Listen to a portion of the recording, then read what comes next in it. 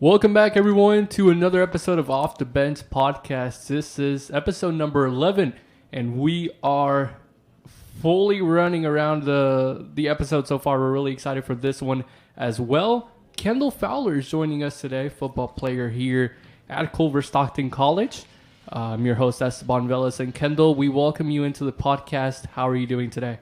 I'm doing all right.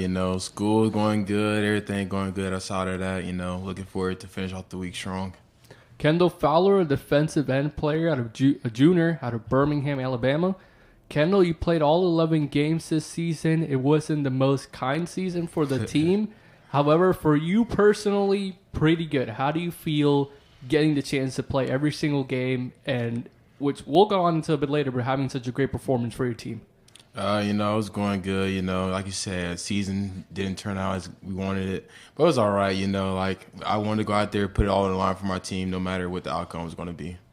Overall, the Wildcats football team finished with the 1-10 record. You guys had a win against Missouri Baptist. It was a 33-30 overtime win, which we saw here at home. In conference, however, 0-5. And you ended the season with a 7-game losing streak. So as we talked about, not the best season. However, we can expect kind of a turnaround starting this spring and continuing on in the further years. That is correct. We're at the bottom right now. Ain't nowhere but up from here. You can't go down any lower. Right. We've been changing around our program, our standards, relearning our brand. Coaches have really stepped up to emphasize what we want to look for, what they want to preach. They're teaching us why they're preaching this stuff, which at the beginning they really weren't telling us why. They were they just told us and we just ran with it. But now we're actually getting the inside details of why we do stuff. So it's along with that, we got some new key players that we're adding through the offseason, through transfers and incoming freshmen that we're really excited about. So you can really expect a turnaround from last season to this upcoming season. Going back to the beginning of season, this past one, Talk to us a little bit about your preseason. How does preseason for a football team here at Culver Stockton work? How many meetings do you guys have? How many early training sessions? Give us a little rundown. So pretty much depending on the field availability of because you also got soccer going on and stuff like that. But usually if we can get in the morning, we'll get in the morning. If not, then we'll practice in the afternoon. We will have meetings every other day depending on the practice schedule. And then we may lift in and not outside of there. Or we might do little team stuff or team bonding activities. We might go bowling or we might rent out to Ken Pool downtown. We all go swimming, take a day off just to relax, get to know each other. You get to learn the new freshmen that come in, stuff like that. But it's pretty your basic fall camp type stuff, just meetings, weights, and practice pretty much. How long are the practices usually in the preseason? Preseason is usually an hour and a half to 2. They try to keep it pretty short, simple, get to the point, get to what they need to get to, and then get up out of there. I've heard, I have 2 football room or suite mates. I've heard there were a lot of meetings this season. Every time I walked into the living room, I just saw them leaving. I was like, where are you going? He's like, well, we got a meeting. And it was every other day, every single day, actually. Yeah. Why so many meetings? What do you guys even talk about? Just tell us a little bit about that. Well, we run a different type of schemes and blitzes. You got to go over that. And you also have your special teams. Coach likes to break it down to where we have special teams meeting early that morning. And then we'll have a team meeting. And then you have your defensive, team meeting is offense and defense. You might have a defensive offensive meeting. And then you have your position meetings, which is your actual in-depth stuff that you learn what you do at your position. So they do like to keep us uptight with those. So that kind of explains it. Why so many meetings every day and stuff like that. Yeah, it'd be better to have multiple meetings than sit in one meeting for right. 5 hours back to back to back to back. Then you won't get anything done. It would be pointless. Yeah, we've already proven with the classes we take here that our attention span isn't really the best. Yeah. So, having a 5-hour meeting is not going to go well. Let's talk about the new players you guys had, not right now in the spring, but in the fall. How were they able to adapt? I know you guys have a big roster. How do you guys get to implement every single guy that comes on campus?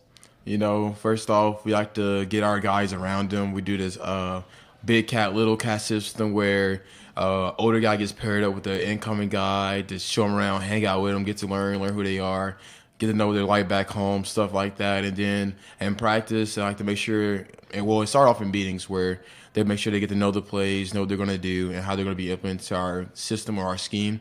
And then from there, on the practice field, make sure those guys get a bunch of reps so they know what they're going to do for when that time does come, where we need them to show up in those big times and that they're ready for it.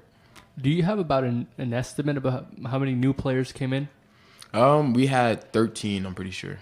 13 in the fall? Oh, this past spring. In the fall, you want just transfers or freshmen? Everything in general, total. Maybe 60. Yeah. I think about 60, 65, 70, somewhere around there. Yeah, you said 13. I was like, there's no way it's for the fall. Well, we had 13 this spring. past spring that just came in for transfers, and we're looking at a pretty good recruiting class that we've had a bunch of good guys sign already during the past 2 national signing days, and I think some may commit later on. So we got a pretty good class from what I've seen on Twitter and the social media and stuff from what they already have right now. When it comes to practices, with you guys having so many players, how do you guys run your practices in terms of, does everyone get practice time? Do you guys practice by position, or is it the whole team on the field at the same time? So is everybody on the field at the same time? During fall, during fall camp and stuff, we will split it up like older guys, younger guys. But then the older guys will go out to younger guys practice and watch them. So make sure that those guys still get their reps. And then when we get later on in the season, it'd be everybody be at practice. Then we'll break it up to offense and defense. And then those younger guys are still getting into it. They will go over with the offense and run other teams' defenses so they can get the offense a good look. And then the other offensive guys are still like just need to get reps. They will come over to the defensive side, run the offensive for that week schemes and top plays and stuff like that. And that's how they get that reps. And then they have that chance between those periods because they're competing against the best. They're competing against the ones. So coaches are going to notice them going hard, stuff like that. And that will get them moved up the depth chart to go over to the offensive practice from the defensive, from scout team to, if you're on defensive scout team, over to defense, getting more reps on that side of the ball. That's an interesting system. It's a long way to go till you're able to be in the first team and starting on the field game in and game out. That's crazy, especially with a lot of players in. Makes it really, really competitive. In terms of practices during your season, how many days a week do you guys practice? We usually go Monday, Tuesday, Wednesday, Thursday be like a little light day. Friday be just like helmets only, but it's usually pretty light. Like most of the practice would be short. It'd be just simple. Maybe we might do like 2 sets of team. Then other than that, then we're just going over special teams and we're getting up out of there. Do you guys do weights as a team at all during season? We do. We lift 3 days out the week. Is that usually in the morning and then you guys practice at night? Well, they just do it off of class times. They're mostly during the day, and then we're usually either practice that morning. We usually have 5:30 a.m. practice, or we either have 3:30 practice, depending on field availability with the soccer team and stuff like that. Yeah, that's definitely a lot. Having the practices about 4 or 5 days a week, and then weights on top of that, and then your game once a week. It can get really exhausting. Yeah, I can feel that. Talking now a little bit more about the team as well. What do you think was the team's biggest weakness this season? I just feel like we just fell apart. We really didn't believe in each other as we should have. This year, we're focusing more on that team bonding, actually being a team, doing more stuff as a team. We're intermixing defensive guys with offensive guys, and getting those special team guys mixed in there so everybody's all around each other, so we all know who we're fighting for. It's just not we're defense, we're only fighting for our side of the ball, but we need to pick up offense too. So that's what we kind of fell off the wagon with last year. Was we was just choosing sides. We weren't never a whole. So that's what we're trying to build more towards this offseason. With not having the best season last time around, was there any frustration mid-season by any of the players, the coaches at all? Well, that's pretty obvious. Of course there was. Season not going how you wanted to, coming off a pretty decent season, the season for that, tying the school record, and there was a lot of it's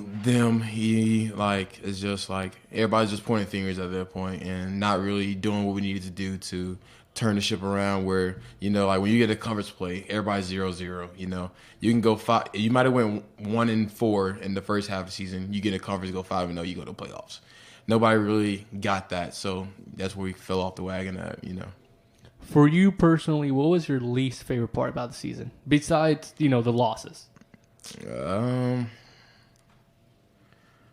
That's a good one. I won't even No, would be the lowest part. Would it be the traveling at all? Well, we always make the traveling fun, play games on the bus. We hang out, talk, make jokes, have fun, stuff like that. So, I mean, travel really wasn't the worst part of it. But, like, going up the long games like Peru and Mount Marty, where Mount Marty we had to stay overnight twice, like, stuff like that, that was pretty, like, dang, especially after, like, a tough loss. It was a close game. We ended up losing. It's like, oh, we got to stay here another night, stuff like that. But, like, traveling wasn't really that low. I just think maybe the lowest part was just like everybody just turning on each other and just watching that, seeing where the older guys that when I first got here, how they had the system running and how people were bought in and how people trusted everybody. And not seeing that, I think would probably be the lowest point that besides the losses that I saw. Flipping the question around, what was your favorite part about the season? I mean, just being able to get out there and compete alongside of my brothers. Tore my ACL 2 seasons ago. Absolutely devastated. Was terrible. Well, had to go to practice knowing that I wasn't going to be able to play, miss games. It's like, so just being out there, every snap I get out there on the field with my brothers behind me, the 10 people behind me, is always a blessing for me. So that'd be one of my highs. Taking a look at some of your stats, you're a 6'2 junior defensive end. You had this season 31 solo tackles, 23 assists, 54 tackles. You were averaging almost 4 tackles per game, 3.5 sacks per game, and 22 sack yards per game. On top of that, you got second team all-conference, which is it's an impressive stat, especially coming out of a team that didn't do so well. Usually we see first team conference, second team conference to higher ranked teams. So that was really impressive to hear about. For you personally, how were you able to be so dominant on the field, especially with the team not having the season they expected? Well, I'm gonna have to correct you. It was first team. Oh, it's first team. It was first team this year. Second team was last year. But there we go. Okay, so even better. It was just like just want to build something like, hey, season going good. But at the end of the day, there's still a game to go play. There's still 60 minutes of football game that has to be played. And so it's like I just want to go out there, give it my all. And it's like I just went out there. It was like, hey, this person in front of me isn't better than me. I'm just going to go out there, whoop his tail, and get what I got to get done, What did you do in the offseason to prepare to have such a phenomenal year? Well, may come a shot. I'm from a big city, but I spent the summer here in Canton. I didn't go home. Stayed here. I worked at the Maybe, and worked at Target over in Quincy. I never left. I just stayed here, put in the work, got into extra work. I was working when guys weren't working and just stuff like that. But, biggest sacrifice was just not going home to see my family. I went home for maybe 3 days the whole summer. That was for my sister's graduation for high school. But other than that, I was up here working out on the field, just putting in constant work. I know how it feels to stay on campus over summer. I had to do that my first year at college. Did you ever feel the loneliness? Wow, this is... Because at least I felt I was like, this is kind of boring. I'm here on my own. It's kind of depressing for me, at least, not seeing any cards around, just knowing it's me, really. Yeah, it was that sometimes, but then you just had to remember why you're doing it. And I knew why I was doing it was because, got people counting on me back home to, make it and to, make something of myself. So, just that drive and that push to help me keep striving forward. And, I had my roommate stayed and, a couple other football guys were there. So there was a couple football guys around. And I was always working. I was always keeping myself busy. So I really didn't have to feel that. But it was lonely a little bit, but not as much as you might think it might have been. On game day specifically, is there anything special, a routine that you have on game day? Not really. Usually just get down to home games. Usually just get down there to the field, put on my pants, warm up, shirt, put some headphones in, have my shades on, go down there, rock out, stretch, do my little routine where I stretch, jog, high knees, butt kicks, stuff like that. Go back up to the locker room, walk back in. I talk to my parents and them, talk to them, make sure they're watching and stuff like that, just see how they're doing, check in on them. And then after that is music, get dressed, and time to go play ball. Is there anything when you're in season that you try to avoid doing? Not really. I kind of keep a pretty nice lifestyle, just working out, going to class, practice, meetings, stuff like that. But I pretty much just have one thing I do try to do, I have a really bad problem with staying up late at night. So those the first couple of days leading up to the game, I'll try to go to bed at a pretty decent time so I can get enough rest. But other than that, it's mostly the same. Sometimes it can be hard to go to bed at a decent time, especially, at least in my case, I'm used to waking up late. So it can be tough, I feel that. I got 2 more questions for you, and then we'll let you go. Any other positions you can play? We were going to try me out at wide receiver when we get down in the red zone, but as you can see, we couldn't get down there. But we're going to add some stuff in to where I can get on the other side of the ball, go out there, catch a couple touchdowns. So that'd be nice to see. So we should expect you to be playing some offense next year? A little bit, you do. That'll be exciting to watch. Besides just being a great teammate and an overall performer for your team day in and day out, what else do you bring to Clover Stockton football?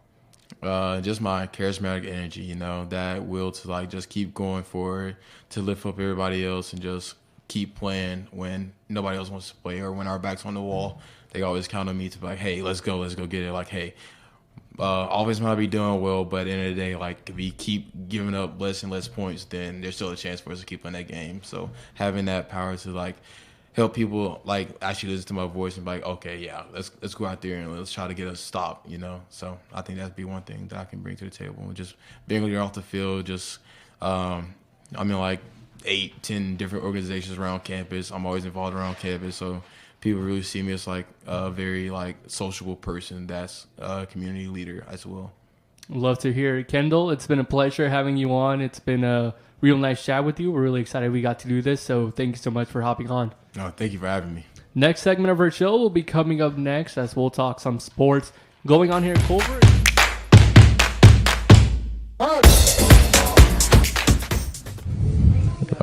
Welcome back, everyone, to the second segment of this show. We are excited to talk baseball here with Brock Nellor. He's joining us right now. Second time having you along. Brock, how are we doing today? I'm doing well. How are you? I'm not doing too bad myself. Pretty excited to get to talk top 25 baseball players with you. We'll have a little breakdown of our list. We made our own list and see how that goes. So we're excited for this. Let's talk first 25 to 20 in terms of our top baseball players. Let's start off with number 25. We have Francisco Lindor with the Mets right now, 254 batting average, 31 home runs, 98 RBIs last season. It wasn't his most productive one. We've seen him have better ones with the Guardians, before known as the Indians.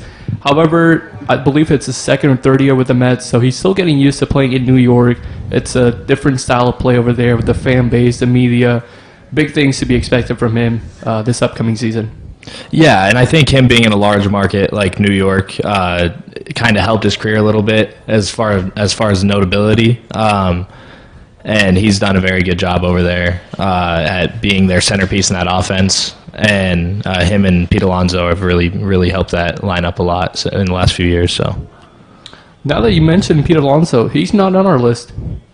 I think he's a guy that floats around the 25 to 30 range, just because he's pretty inconsistent. When he's hot, but when he's not, he's really bad and he strikes out a lot. So. Yeah, he's usually more of a power hitter himself. We saw him win the home run derby a couple times. Mm-hmm. As you said, him and Lindor, a good connection over there with the Mets. So maybe in the further years he'll, increase his average and not just hit for power and probably make him a better player overall. Number 24 on our list, Adley Rutschman, catcher with the Orioles, 277 batting average last season, 20 home runs, 80 RBIs.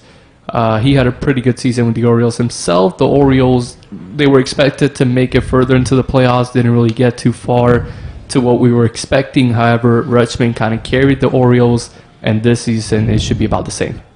Yeah, and he was a really good young centerpiece for them last year, and I think they were just too young to win in the playoffs last year. But they were a really, really good regular season team, and I think they're going to carry over and bring that into the playoffs next year for sure, and probably go pretty deep this year. Randy Arozarena sits in number 23. He posted a 254 batting average, 23 home runs, and 83 RBIs. His most impressive plays, however, at least in my opinion, came in the World Baseball Classic. We're not counting those stats in here. However, he did have a tremendous performance. He was already known. However, he kind of stood out even more and made a name for himself representing his country over there in Mexico. Yeah, and I think a dude like Randy Arozarena, he brings a lot of defense with how he plays baseball, and that's what puts him on this list more than other dudes that are better at the plate than he is. Someone else who brings a lot of defense, we have him sitting at number 22, Cardinals player, third baseman Nolan Arenado. 266 batting average, that's average, and 26 home runs. That's pretty good, nothing too crazy. However, 93 RBIs, and most of all, his defense. He's gotten a couple of Gold Gloves on the past seasons at third base. We know what he can do, and he's just a phenomenal player on both ends, especially at third base defensively. Yeah, and dudes like him and Manny Machado, where they're not the most consistent hitters in the world, but they'll produce in the middle of the lineup for you, and then they'll go on defense and lead the league in defensive runs saved. So I think he's good on this list at 22 for sure.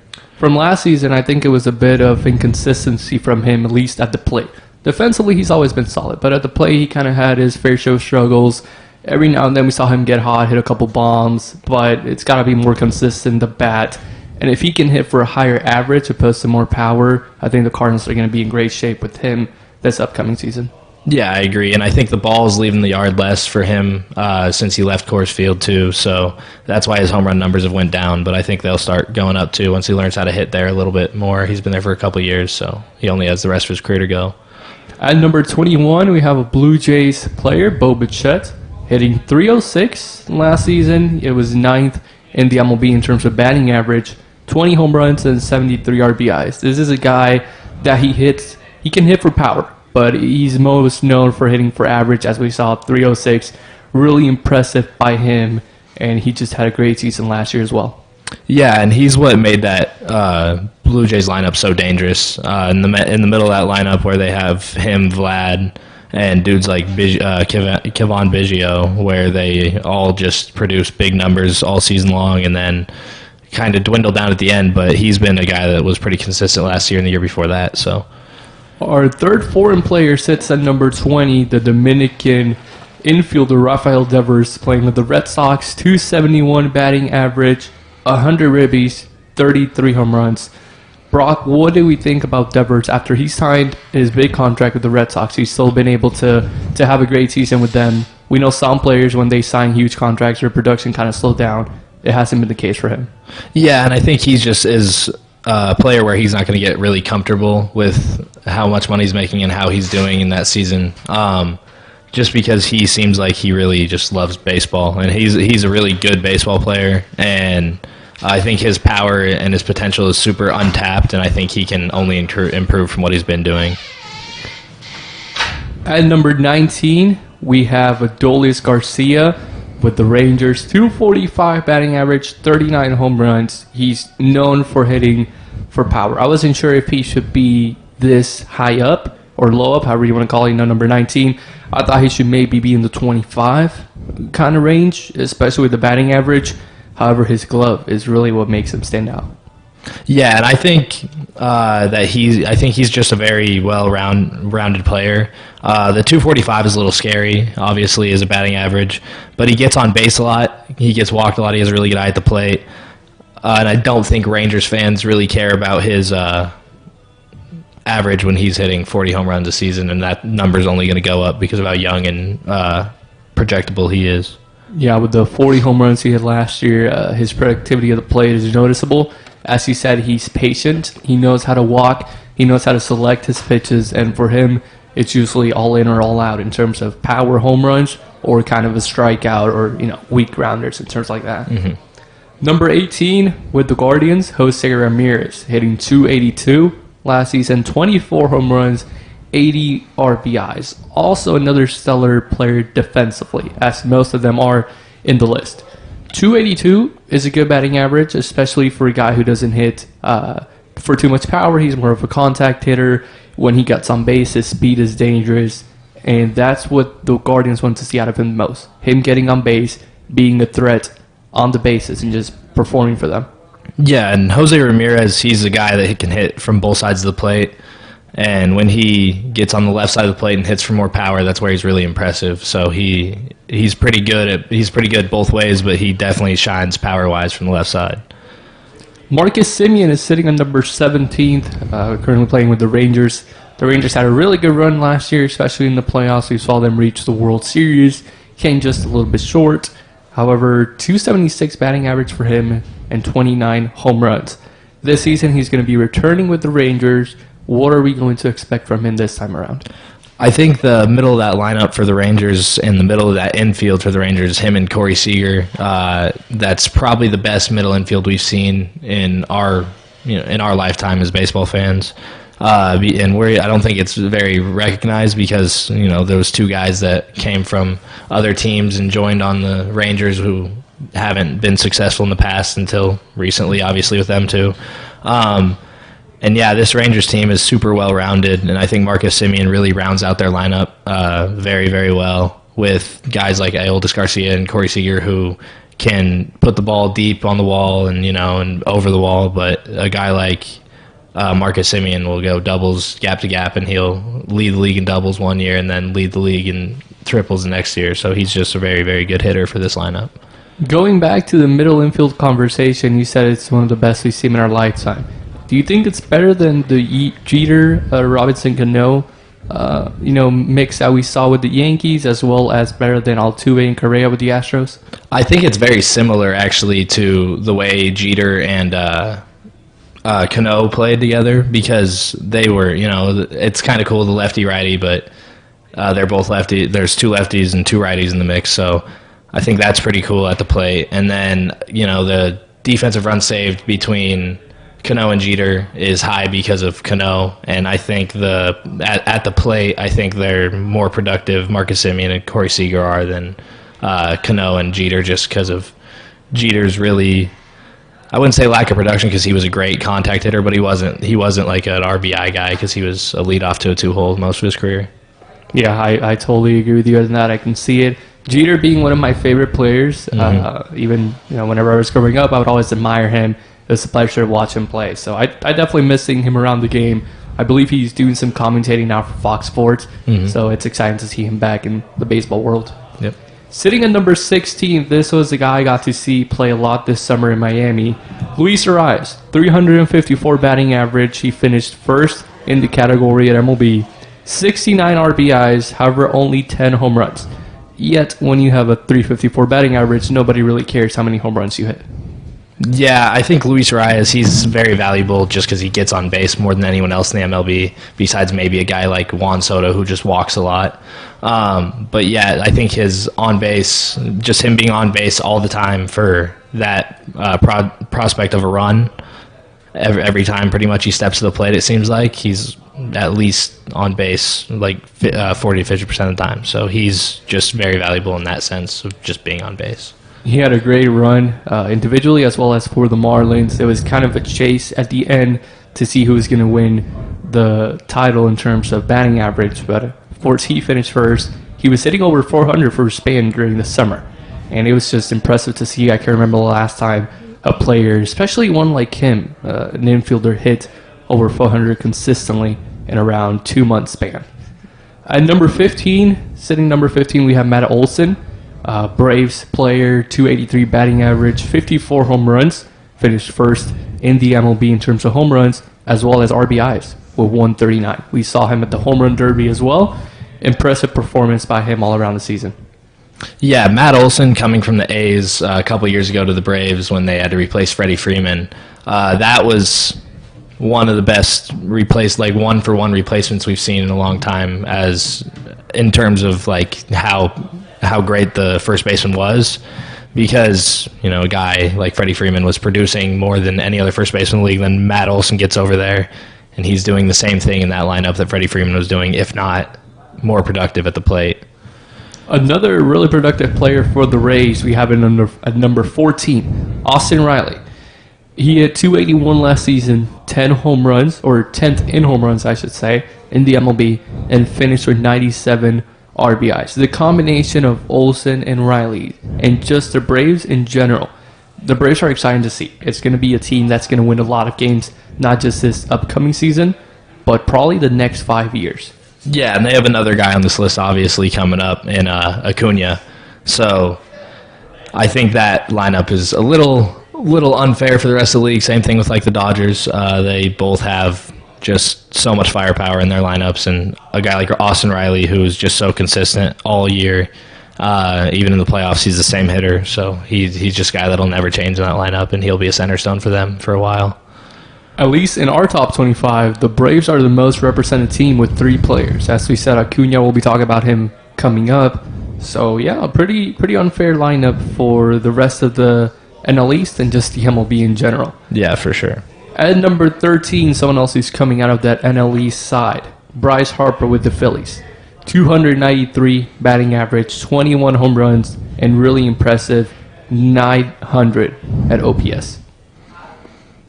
That was Bryce Harper. Yeah, sorry, Bryce Harper. Yeah, he's been doing it for a long time. My opinion on him has never changed. He's a very consistent hitter. He's dealt with injuries the last couple of years. Came back late last season and then came back and was very, very good. So yeah, I think he's a very, very consistent hitter and just one of the faces of baseball for sure. Even though he's not a top 10 player right now.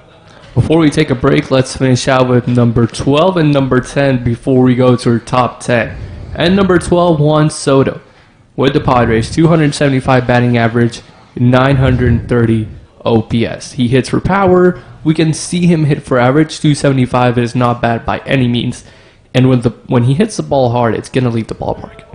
Yeah, and he's a guy that's very patient at the plate. Led the league in walks through the first half of the season this year and then dealt with some injuries in the second half. But he's a very, very great hitter. One of the better hitters we've seen like today's era where it's not a you're just swinging at everything as hard as you can and hoping it connects. He's a very disciplined hitter. And I think he makes little to no mistakes because he barrels almost every baseball that he swings at. So, someone else who barrels almost any baseball they swing at is number 11, Jose Altuve. An unbelievable 311 batting average, 950 OPS. We've seen his consistency ever since he got to the MLB. It's always over 300 hitting for him. Some people say he's just so small, the strike zone is more favorable to him. However, I don't care how, I don't care why. Jose Altuve is just a beast, offensively, defensively, year in and year out. Yeah, and that's just another guy who's been doing it for so long, and he's proved himself to be one of the best baseball players of all time. And I don't think it'll be a conversation with it, whether he's in the top 15 or not of all time after his career is said and done. So I thought about putting him even higher in this list in terms of the first 10 maybe. Yep. But he made it just outside the first 10. He made it in 11th. So with that, we're going to go ahead and take a quick break. We'll be back here for our top 10 predictions of MLB players when we come back.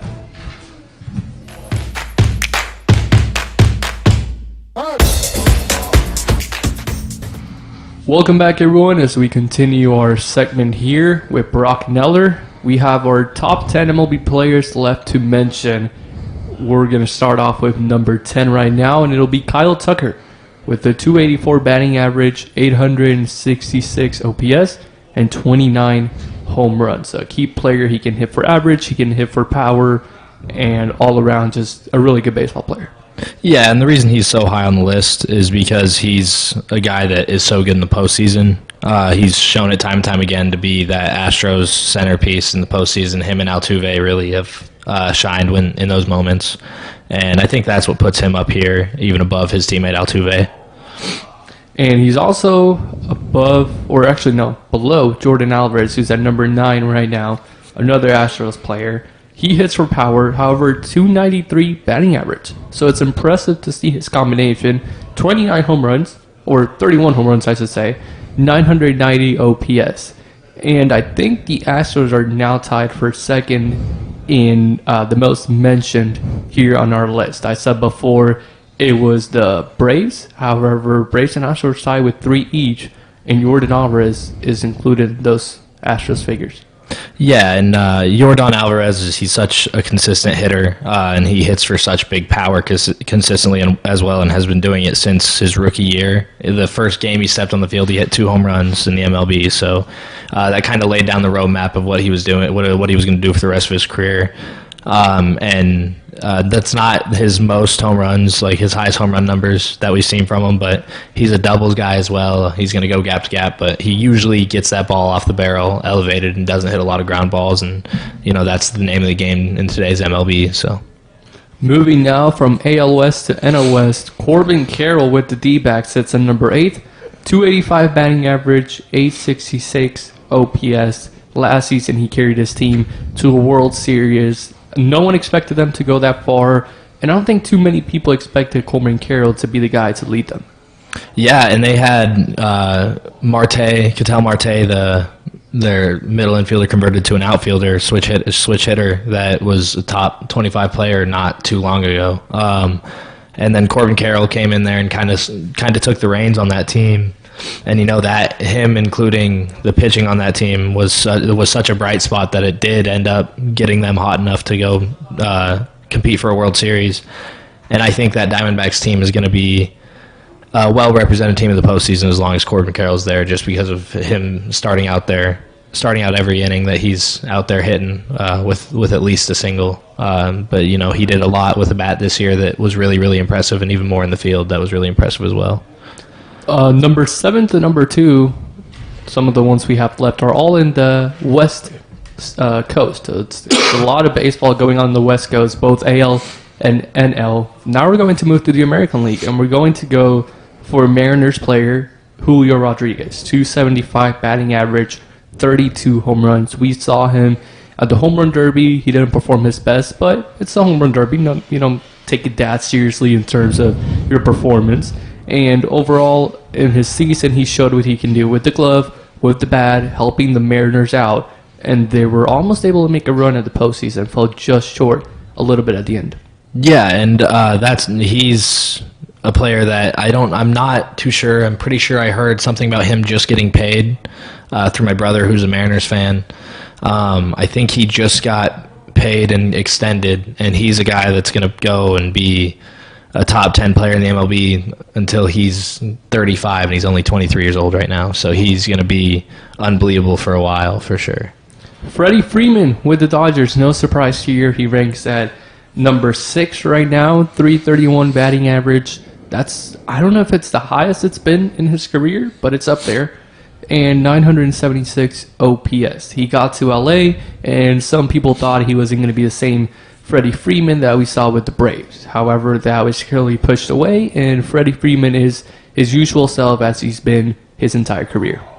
Yeah, and we didn't have it down here, but he had around, I think 30, 31 home runs last year, anywhere from 30 to 35.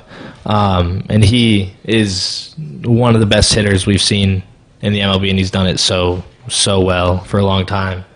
And he's a very liked guy. He's been, he's probably the only Dodgers player ever that no one can fully hate because he was so great for the Braves for so long, and everyone loved him there. And then he finally got a win there and took off, got his money. So I don't think fans got very mad at him, and I think he's a very well liked guy in the league. So. You think Angels fans got mad at Ohtani for going to Dodgers? There's really not much you can be mad at. You didn't give him a chance to win. You guys had the 2 best players in the MLB for how many years straight? 3 or 4 years straight, and never found a way to win. So I think Angels fans they'd probably feel some type of way about it, but I don't think mad at Ohtani. They're probably more mad at management than they are at Ohtani. Yeah, it was definitely Ohtani's time to go, and I agree with you. I think the fans respect that. They know that, and he's just, 40 minutes down the road. So yeah, they can still see him play if they won. Of course, not with their team, but, not too far away. Yeah, not a bad drive for sure. Mike Trout, LA player, played with Ohtani. We just talked about him. Sitting at number 5. Last season, he had limited time. Injuries came his way. He's still injured right now. I don't know how much he'll play this upcoming season. It's going to be interesting to see how they manage him. Yeah, and I think it's just the name. You kind of have to put him on lists for what he's been doing. He's up there with names like Mickey Mantle, Willie Mays, and the greatest of all time, Babe Ruth. So I think he's one of the names that even if he doesn't play, same thing with Ohtani, same thing with Mookie Betts. If they don't play, they're still a top player in the MLB just based off what they've shown in their career. Corey Seager is up next, sitting at number 4. An impressive, astonishing 327 batting average, 1,013 OPS, 33 home runs, I should say. He can hit all around. At any parts of the field, he can go opposite way. He can pull the ball, swing the ball. He can do anything you want at the plate. And defensively, he's just as great game in and game out. Yeah, and he's a guy that will he's just going to play the same every day, every game, even if it's, game 82 or 162. He's going to play it the same exact way every single time. And he's so unbelievably consistent, him and Marcus Semien in the middle of that order. So I love the way he plays baseball, and I think he belongs there, maybe even higher, swapping him with Mookie Betts or something like that. What number do you think he could go to? I think by the end of next year, he could be number 3, might be his highest, I think, or number 2 after Ohtani. But once Ohtani can throw again, he's a lock for number 1 until he retires, I think. Right now in number 3, as we get down to the best 3 players, in our opinion, in the MLB right now, Mookie Betts is sitting at number 3 with 307 batting average, 39 home runs, 987 OPS. Mookie Betts, we have never really seen a down year from him. It's always been up, trending. He knows what to do at the plate. He knows what's expected of him, especially in a Dodgers team that is very well-rounded. And this last season was just no different. Yeah, and he's one of the most well-liked athletes in the world right now, just because he's just a charismatic guy, always has a smile on his face, and loves baseball. And everyone who watches baseball that can stomach watching the Dodgers really likes how Mookie Betts plays, and I'm one of those people as well. So another player sitting at number 2 that fans just absolutely love, and I'm one of those fans as well, is Shohei Ohtani. We put him at number 2, not at number 1. I'm not sure why you ranked him at number 2, but at least in my opinion, it's because he won't be pitching next year. So we kind of see him be able to do both things. However, how great can he really be just on the offensive side? So I think him offensively and just DHing alone, it puts him at number 2. But our number 1 guy, who I'm sure whoever's listening can figure out who that is just by process of elimination, I think that he just doesn't edge him out in every category because, the batting average is lower, the home runs are eerily similar, and one had 73 stolen bases and the other one didn't steal any bases because it doesn't run any bases. He doesn't run bases very often. So I think that's just that was my reasoning for putting Ohtani at 2, is because he's just, I don't think he's he's the most well-rounded athlete in the MLB, but I don't think he's as well-rounded at the plate as our number 1 player. And I think just saying at the plate, I think Acuna edges out Ohtani in for that number 1 spot. I agree with you. And as you said, sitting at number 1, Ronald Acuna Jr., Braves player, unbelievable performance by him in his entire time at the MLB, really. This last season, 337 batting average, 1,012 OPS, 73 stolen bases, and 41 home runs. We saw him break some milestone records this last season in terms of stolen bases, hits. His batting average was just amazing, as well as 41 home runs. To be able to combine that with 73 stolen bases is unheard of. Yeah, and the 30 for 30 used to be the club that you would get in for, 30 home runs, 30 stolen bases, or the 40 for 40 club, excuse me. But then Acuna goes out and he steals 73 bases, which is already insanely impressive, and he piled on top of that with 41 home runs, being the first player ever to go 70-40. And doing all of that, hitting home runs and getting on base enough to steal 73 times I think that just makes what the Braves who they are as a team, is because they have Acuna as the centerpiece of that order, and dudes that just have nothing to worry about than hitting around him.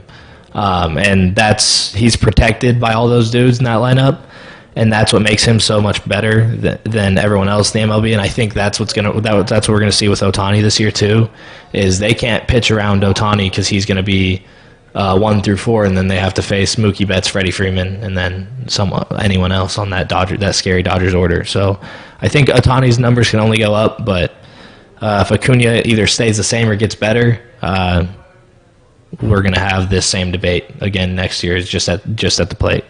I'm interested to see, as you said, how Ohtani's numbers are going to go up with now him having some backup. Mm-hmm. Last season, it was just him and Trout at the Angels. This season, it's going to be studded with the Dodgers. So you mentioned it, they can't really pitch around him because they got another guy to face, and another one. So they had to attack him. And when they attack him, that's when Shohei Ohtani is at his best. He gets some damage going. So his numbers, as he said, are just going to go up this upcoming season. I know he's excited because he knows his productivity is going to increase, and we're excited ourselves because it's just going to be an unbelievable performance by him. Yep. Ronald Acuna Jr., congratulations. You are number 1 in our prestige list. Our list has more weight than ESPN's list. So Ronald Acuna Jr., you should be proud. Yeah, these are real college student opinions right here. These matter a lot more for sure. ESPN's really don't even compare to ours at this point. Not even close. When we come back, we'll talk about pitchers, our top 5 pitchers, and we'll see who we have there in our prestige list in just a couple minutes.